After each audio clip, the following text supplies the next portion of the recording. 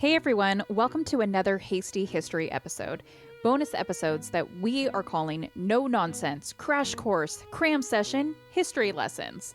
So there will be no cocktail segment, no ads, and no bloopers. This is just a quick download of some heavy history content. If you enjoy longer podcast episodes with lots of back and forth conversation over unique cocktails, we recommend checking out our regular #history episodes, which drop weekly on our regular feed. But as for now, let's get to this week's topic. Today, we will be discussing something crazy. We're all familiar with Kellogg's cereal, bland, boring Corn Flakes created back in 1894. What you might not know is the reason behind why they are so bland and boring. This was very intentional on the part of the creator, John Harvey Kellogg. He made Kellogg's Corn Flakes so bland and boring so that they would prevent masturbation. You heard that correctly. Kellogg's Corn Flakes were intended as a healthy, anti-masturbatory breakfast meal. So let's dive into this. Let's start with the creator, John Harvey Kellogg. Kellogg was a doctor, nutritionist, and eugenicist. We'll get into that later. He was born on February 26, 1852, and outside of being the creator of Kellogg's cereal, he's best known for being the director of Battle Creek Sanitarium in Michigan, which was a world-renowned health center. It began operations in 1866 and was based upon the principles of the Seventh-day Adventist Church, which emphasized the importance of diet and exercise in order to live a healthy life. In February 1879, just days before turning 27, Kellogg would marry Ella Eaton. In accordance with his religious beliefs about celibacy, Kellogg and his wife never consummated their marriage. In fact, for the entirety of their marriage, they would sleep in separate bedrooms. They ended up fostering 42 children and adopting 7 of them because they obviously never had biological children of their own. It's around 1877 that Kellogg began attempting to develop a cereal. He was a lifelong advocate of living a healthy lifestyle and wanted to develop a breakfast meal that would be both healthy and easily digestible, something that he felt was not currently on the market. Breakfast meals in the 19th century were generally deep-fried potatoes, greasy bacon or ham, milk, or even rice covered in syrup. While all of that sounds pretty delicious to me, it also sounds awful if being consumed on a daily basis. A common complaint from consumers during this time period was that their breakfast foods gave them diarrhea, or sometimes constipation, and also oftentimes led to heartburn and flatulence. So clearly, there was a market for something better. Kellogg decided to develop a healthy alternative to greasy, starchy breakfast foods that would be made of grain and wouldn't get stuck in your colon. To achieve this, Kellogg began experimenting with ingredients such as corn, oats, and wheat that he would cook at extremely high temperatures. When it was done cooking and had cooled, he would then break up the concoction into crumbs. There's actually a lot of discrepancy as to who exactly developed this cornflake concoction. Kellogg said he created it. His brother Will disagreed and said he had a greater role in the creation of the cereal than initially credited with. Regardless, on April 14, 1896, when a patent for flake cereals and process of preparing same was issued, Dr. Kellogg's name was the only one to appear on the patent, not Will's. While the cornflake cereal was not originally created with the intent of reducing sexual urges, and it certainly was never marketed as having that effect, we do know that Kellogg considered this a bonus of his product. Kellogg had a strong belief that diet could alter one's sexual behavior. One behavior in particular that Kellogg considered to be, and I quote, the most dangerous of all sexual abuses was, drumroll please, masturbation. From Kellogg's 1877 publication entitled Plain Facts for Old and Young, Embracing the Natural History and Hygiene of Organic Life, he states that one of the causes of this self-pollution and self-abuse, aka masturbation, is indeed exciting and irritable foods. According to Kellogg, masturbating could lead to a number of physical ailments, including, but not limited to, epilepsy, heart palpitations, uterine cancer, nervous breakdowns, insanity, and warts. An entire chapter of Kellogg's Plain Facts for Old and Young book is dedicated solely to the topic of masturbation. In one particular section, Kellogg lists 39 surefire ways to know if someone is engaging in the act of masturbation.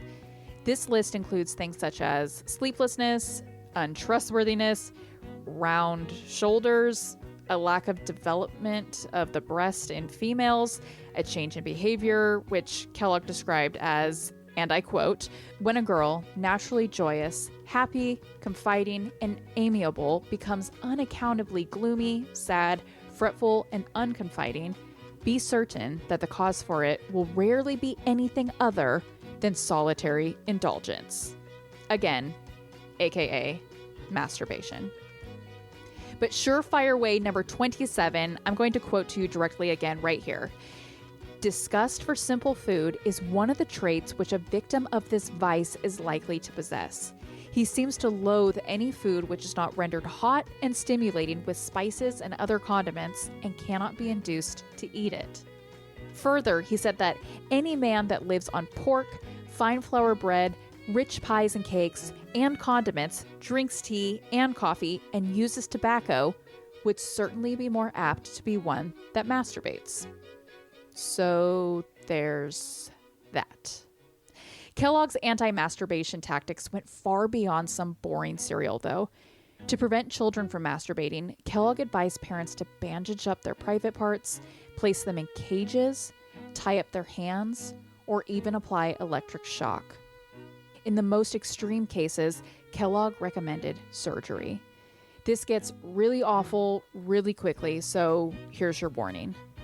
Kellogg called for the circumcision of young boys, and that this operation must be performed without anesthesia, as the pain would serve as a form of punishment. We know from Kellogg's writings that he circumcised himself when he was 37 years old. He also recommended the practice of weaving a silver wire through the foreskin to prevent erection. And for young girls, there were two potential courses of action. One was to surgically remove the clitoris. The other was to pour carbolic acid on it so that it would blister and lose sensation. Man. In addition to his anti-masturbation views, Kellogg was also a huge activist of digestive health. He promoted a vegetarian diet and encouraged the use of enemas to cleanse the body of bacteria. One particular enema that he was fond of was a yogurt enema. One half of the yogurt would be eaten, and the other half would be administered via enema as a means of planting the protective germs where they are most needed to render the most effective service. All of this sounds absolutely insane, but one thing that Kellogg really had going for him was the fact that he was a very skilled surgeon, for which he was world-renowned. President William Howard Taft, Amelia Earhart, Henry Ford, and Sojourner Truth are just a few of his more well-known patients.